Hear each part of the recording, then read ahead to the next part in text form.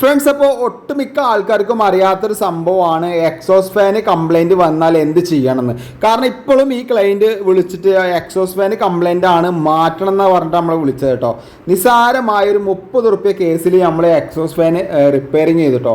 30 റുപ്യ കേസിൽ exhaust fan repairing അല്ല, നമ്മളെ ലേബർ കോസ്റ്റ് കൂടി വരും. ലേബർ കോസ്റ്റ് പറയുന്നത് 200 റുപ്യ വരും കേട്ടോ. അപ്പോൾ ടോട്ടൽ 230 റുപ്യക്ക് നമ്മൾ എക്സോസ് ഫാന് റിപ്പയറിങ് ചെയ്ത് കൊടുത്തിട്ടുണ്ട്. കാരണം എന്താ വെച്ചാൽ ആർക്കും അറിയില്ല, സിമ്പിളായിട്ട് തന്നെ നമുക്ക് ഇതിൻ്റെ ഉള്ളിൽ ചെറിയൊരു കപ്പാസിറ്റർ വരുന്നുണ്ട്.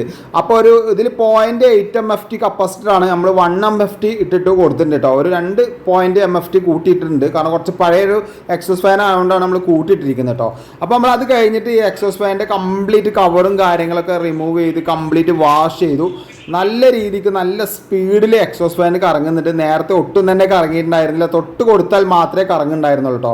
അറിയാത്തവർക്ക് വേണ്ടിയിട്ട് ഈ വീഡിയോ മാക്സിമം ഒന്ന് ഷെയർ ചെയ്ത് കൊടുക്കാം കേട്ടോ.